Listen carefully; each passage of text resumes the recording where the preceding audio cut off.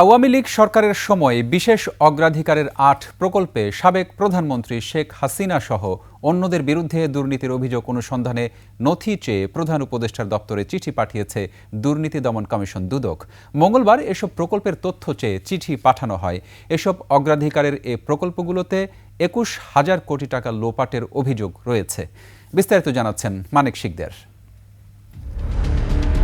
বিশেষ অগ্রাধিকারের ৮ প্রকল্পের মধ্যে আছে মিরসরাই অর্থনৈতিক অঞ্চল খুরুশকুল বিশেষ আশ্রয়ণ প্রকল্প ২ মিরসরাই ব্যবচা অর্থনৈতিক অঞ্চল প্রথম পর্যায়, বঙ্গবন্ধু শেখ মুজিব শিল্পনগরের পানি শোধনাগার ও গভীর নলকূপ স্থাপন, বঙ্গবন্ধু শেখ মুজিব শিল্পনগরে ২টি মডার্ন ফায়ার স্টেশন স্থাপন, মিরসরাইয়ে ভারতীয় অর্থনৈতিক অঞ্চল স্থাপন ও বঙ্গবন্ধু শেখ মুজিব শিল্পনগর উন্নয়ন প্রকল্প।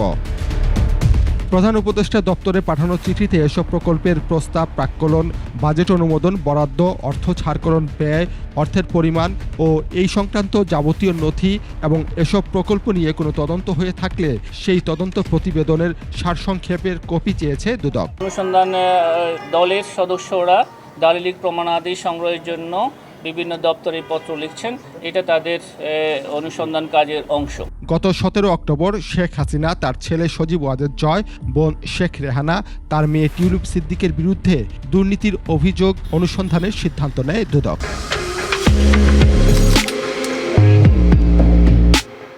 তথ্যাদি পাওয়ার পরে এগুলি পর্যালোচনা করবেন তারা এবং এটার সাথে অভিযোগ প্রমাণের সহায়ক এবং অভিযোগ সংশ্লিষ্ট যারা থাকবেন তাদের সবাইকে তাদের কাছে জিজ্ঞাসাবাদ করা হবে। পরদিন দুদকের উপপরিচালক মোহাম্মদ সালাউদ্দিনকে প্রধান করে ৫ সদস্যের একটি দলকে অনুসন্ধানের দায়িত্ব দেয়া হয়।